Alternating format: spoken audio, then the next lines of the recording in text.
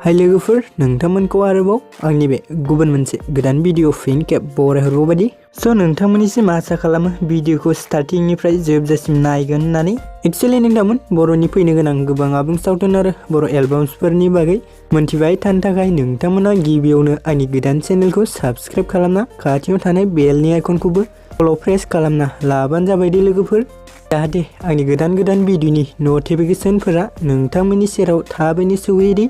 Actually नोंथांमोना मिथिखाबाय जानांगौ दिनै आं मानि सायाव आपडेट लानानै फैदों टाइटेल एबा थाम्बनेइल नायनानै एक्चुअली नोंथांमोन आं दिनै एज ए फिल्म एन्ड प्रडाक्शन बेनारनि आन्डाराव दिहुनजानाय मोनसे अफिशियेल मिउजिक भिडिअनि सायाव सुंद' आपडेट लानानै फैदों दे सो नोंथांमोना भिडिअखौ जाय नायनो इन्टारेस्टेड बिथांमोना नायलांबानो जाबाय दे एक्चुअली नोंथांमोन बे अफिशियेल मिउजिक भिडिअखौ एज ए फिल्म एन्ड प्रडाक्शन चेनेलाव आपल'ड खालामदों दे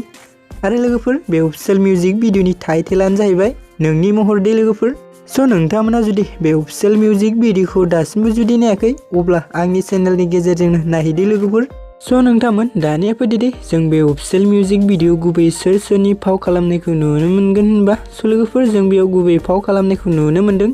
निजोम आरो सनालि दे लोगोफोर एक्चुअली नोंथांमोन बे अफिशियेल मिउजिक भिडिअनि रिलेक्स एन्ड टिउनखौ सोमखोर बसुमतारियानो होदों दे लोगोफोर आरो नोंथांमोन बे अफिशियेल मिउजिक भिडिअनि मेथाइखौबो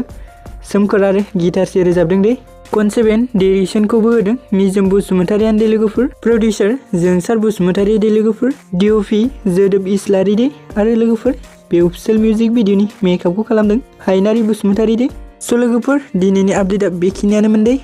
आसा खालामो नोंथांमोना भिडिअखौ नायनानै मोजां मोनबाय भिडिअखौ जुदि नायनानै मोजां मोनबाय अब्ला चेनेलखौ साबस्क्राइब आरो भिडिअखौ लाइक खालामना होलांबानो जाबाय दे लोगोफोर गोजोन्थों।